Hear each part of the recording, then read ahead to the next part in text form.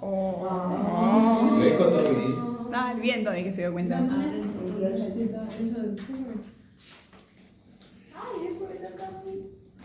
Y a mí. Ahora se dio cuenta la Yo empiezo encima. Ay, de verdad. Falta poco para terminar. Bueno, ¿quién termina, Lili, no? Tiene los honores. Bueno, Preparen los papelitos. va. Estamos en el capítulo número 28 de Números y en este capítulo vemos el comienzo de las directivas de Dios respecto al calendario anual del santuario. Estas eran muy significativas porque solo a través de estas ofrendas de sacrificio el pueblo podría acercarse a Él y disfrutar de sus bendiciones. Estas ofrendas que el Señor daba tenían que cumplirse en el tiempo y en la estación que el Señor determinaba, eran anuales y si no se cumplían en tiempo y forma que el Señor lo decía, eran anuladas. Y estaban a punto de entrar, como venían compartiendo, a esta tierra Canaán, y el Señor quería garantizar que llevarían estas prácticas correctamente, porque como que también estaban iniciándose en la guerra, como que el Señor quería garantizar de que no se olviden de lo que eran las ofrendas en el santuario y todo lo que tenían que ofrecer. Entonces el Señor les dio estas ordenanzas de estas ofrendas que eran diarias, semanales y mensuales. Y le daba todo específicamente de lo que tenían que entregar. Por ejemplo, diariamente, todos los días tenían que dar 2 corderos y 2 kilos de harina amasada con 1 litro de aceite de oliva y 1 litro de vino para hacer las libaciones. Las libaciones era derramar sobre el sacrificio, sobre el cordero. Tenían que hacerlo todos los días. 2 corderos, 1 a la mañana y 1 a la tarde. Semanalmente, que es en el día de reposo, tenían que dar lo mismo que lo diario y lo mismo pero doble.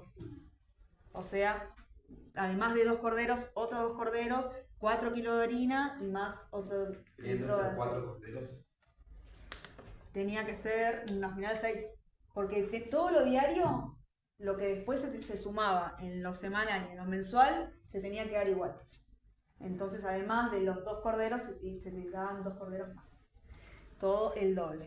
Después estaba lo mensual, que era un poco más. Eran, además de lo diario, 7 corderos, 7 carneros, 7 becerros, un macho cabrío, que era por la expiación del pecado, 12 kilos de harina y 5 litros de aceite, de vino. Yo te lo digo en la medida que conocemos, pero en la Biblia está con otra medida, pero está pasada.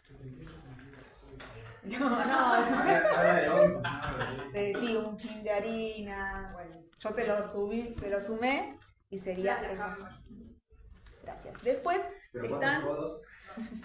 Después están las fiestas, las ofrendas anuales, que son por las fiestas solemnes, que ya conocemos y que ya hemos nombrado, como la Pascua, primicias, trompetas, día de la expiación y tabernáculos.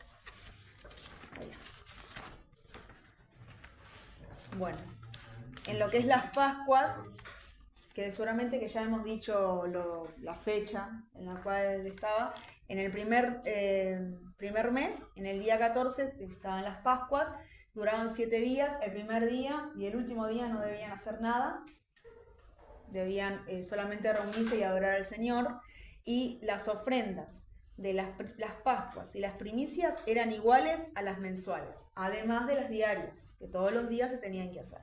En las trompetas, en el 7º mes, en el día 1, tenían que dar el doble de las mensuales.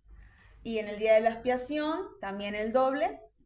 Y en el día del tabernáculo, que es en el 7º mes, en el día 15, duraba 7 días, en el primer día y en el último día no debían hacer nada. Y lo que ofrendaban era mucho más abundante que la ofrenda mensual. Yo puse XXL porque es mucho más. Porque si me ponía a contar, era mucho becerro, mucho carnero, era mucho lo que tenían que dar. Y el propósito de las ofrendas era agradecer por todo lo que el Señor había hecho. Aún las fiestas tenían un significado especial de que por qué daban esta fiesta de las primicias, las fiestas de las trompetas, que según su calendario era su año nuevo. Entonces el primer día sonaban las trompetas y hacía fiestas y venían a dar esas ofrendas. Y lo que también era el propósito de las ofrendas era agradecer, era adorar y era también como una aceptación de lo que tenían que hacer. Por ejemplo, todo lo que se tenía que dar tenía que ser sin defecto, tenía que ser con un año de cordero, tenía que tener un año de carnero, todo sin defecto. Un animal es inocente por sus pecados, por su vida. Era como esa aceptación de que daban eso y como lo que después íbamos a vivir con Jesús, de que aquel sin defectos, sin pecado, se daba por el pecador, por nosotros, como esa expiación. Era ese significativo que después en el Nuevo Testamento sacrificio perfecto por nosotros pecadores. Así que bueno, en eso están las fiestas solemnes, las ofrendas de cada día y que siempre con gratitud, ofrendando, agradeciendo y reconociendo lo que es el Señor. Ese es el capítulo 28 y 29. ¿Y el 30? El 30 es mío. El 30 habla sobre la ley de los votos, que consistía en que alguien, una mujer o viuda o mujer que vivía con su padre, o sea, pedía un voto, un juramento y tendría que cumplirlo.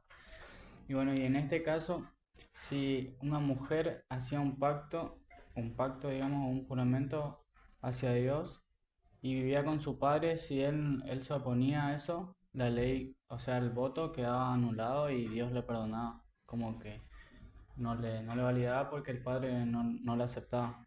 En ese caso es de si la mujer vivía con su padre todavía. Después estaban el esposo y la mujer. Si la mujer hacía un voto, un juramento, y el esposo se oponía, desde el principio la ley se anulaba otra vez y Dios le perdonaba y pasaba por alto, digamos. Y si el marido al principio no se oponía y después de un tiempo sí se oponía, como que él tenía que pagar el precio del juramento de la mujer. Y en el caso de las viudas o separadas, digamos que están solas, tienen que cumplir el juramento sí o sí, o sea que no hay nadie que le pueda contradecir, digamos, o que nos haga. Y creo que eso es todo. Y bueno, sí. Sí, acá dice, el silencio del esposo tiene poder, pero solo en un principio. Si se opone después, él deberá cumplirlo. Y esas fueron las ordenanzas para los esposos, esposas, para el padre y la hija que vivan en su casa. Cortito y breve.